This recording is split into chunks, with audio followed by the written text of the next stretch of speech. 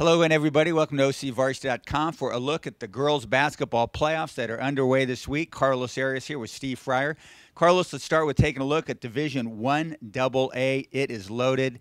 Of the 20 teams ranked in the state top, 26 of them are in this division, and we got a couple county candidates in this one, right? Yeah, this division is ridiculous. I'm calling it the WNBA division. I mean, it's just loaded. The first two rounds, there's going to be some tough games, but starting the quarterfinals, any of those guys can win. It's that tough. I mean, you got Long Beach Poly, number 4 in the state. They're the top seed in the division. Mater Dei, number 2 in the state. Yeah. They're number 2 in the division. You got teams like Santiago of Corona. They've been deep in the playoffs before they've been to the finals. You got who else do you got? Edison. God. Oh, Edison, you got to know about this. Carly Samuelson is out of the playoffs. She's got a case of mono.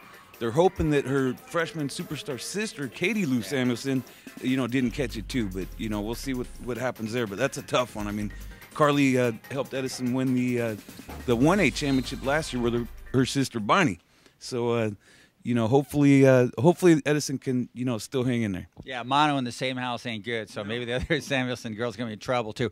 All right, I got to hit you with a prediction on that division. You're going to hit me on a prediction on that one? Yeah, I'm going to hit you up that you're going to ask me. Well, okay, I've always said, man, it's like Ric Flair always said, to be the man, you got to beat the man. In Mater Dei, they've won the state title. They've won this division the past 2 seasons. I'm picking Mater Dei to win it.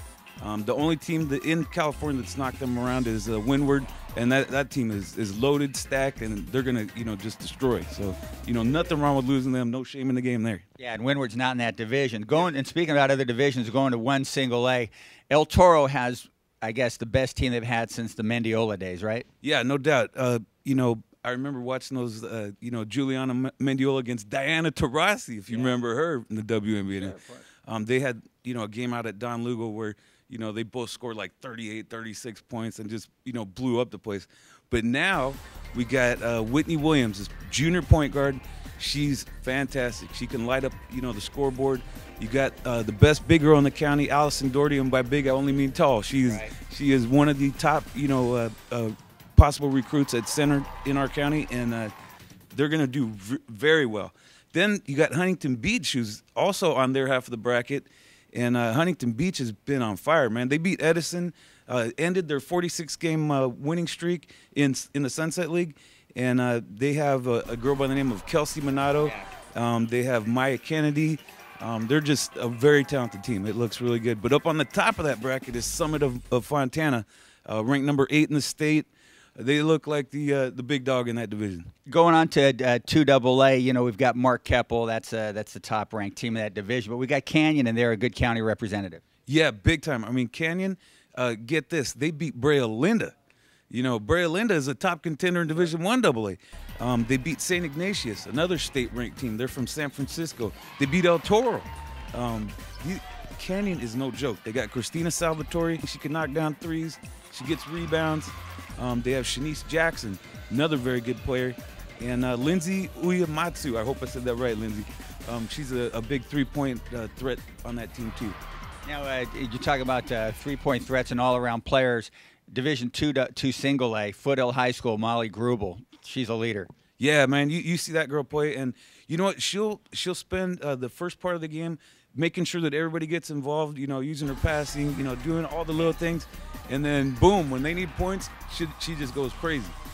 All right, other divisions, Carlos. We got some other county teams that may make some noise. We got 3 AAA, so many other divisions. Who's out there? Well, the one that I'm looking at is 3AA, and Laguna Hills has a very good team. I think it was 2007, 2006. Right. They were in the, winning championships. Yes. And now they got a girl by the name of Celia Marfone, and this girl is a stud, man. I mean, she's a power forward. She can also move around like a guard. I mean, they're going to be dangerous. They handed El Toro one of its only 2 losses of the season. So, they got it in them to make some noise. And moving down and looking at some of the small schools, there's always some good teams in boys and girls basketball. And girls basketball, Orangewood Academy, pretty good small schools team, ranked number 1 in their division. Yeah, that's Division 6. Right. And Orangewood Academy has been knocking on the door the last few years. They've been to the semis twice in the past 3 years. This time they're favored to win it all, and looks like they have a good shot. All right, so a lot of teams knocking on doors in these playoffs and hoping to kick them down on their way to CIF championship activity. And, yep, it's playoff time here at OCVarsity.com, where we've got you covered.